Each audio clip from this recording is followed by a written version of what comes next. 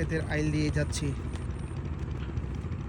এটার মধ্যে মাছ আছে, এটা বর্ষাকালের মাছ। এখন এটার মধ্যে দেখুন আকাশের ছায়াটা পড়েছে পানির মধ্যে, কত সুন্দর। আল্লাহর এক অপূর্ব সুন্দর আমাদের কিশোরগঞ্জ জেলা। আমরা একদম বাটি অঞ্চলে পড়েছি। এই যে এখন আমি ভুট্টা ক্ষেতের দিকে যাচ্ছি।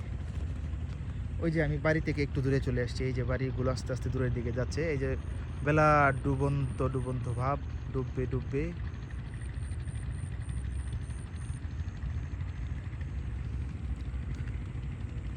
ক্ষেতের আইলগুলো, এই ধানগুলোকে কিছুদিন পরে আপনাদেরকে আমি দেখাবো ইনশাল্লাহ।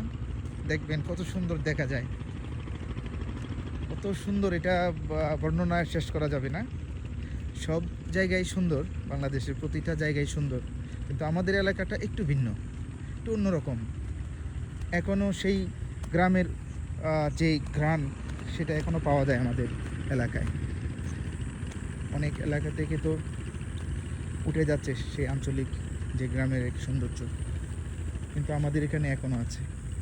এই যে ঘাস, এটা আব্দুল আহাদ মামা করেছেন, আমার মামা। এটা অনেক বড় হবে, আমরা সাইল্লা গাছ বলি আঞ্চলিক ভাষা। এই গাছটার শুদ্ধ নামটা আমার জানা নাই।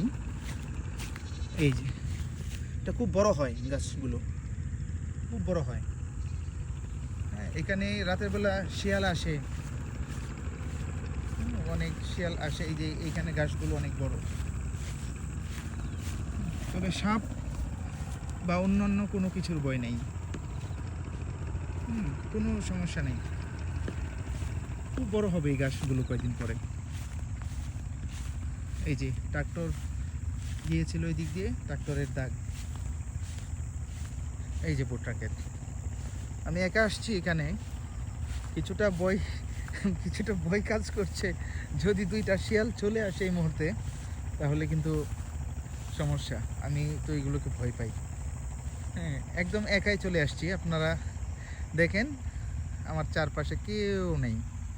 আমি বাড়ি থেকে ভালো দূরে চলে আসছি। আমাদের বাড়িটা হচ্ছে, এইটা হচ্ছে আমাদের বাড়িটা। এই বরাবর যে নারিকেল গাছটা দেখা যাচ্ছে, এটা আমাদের নারিকেল গাছ।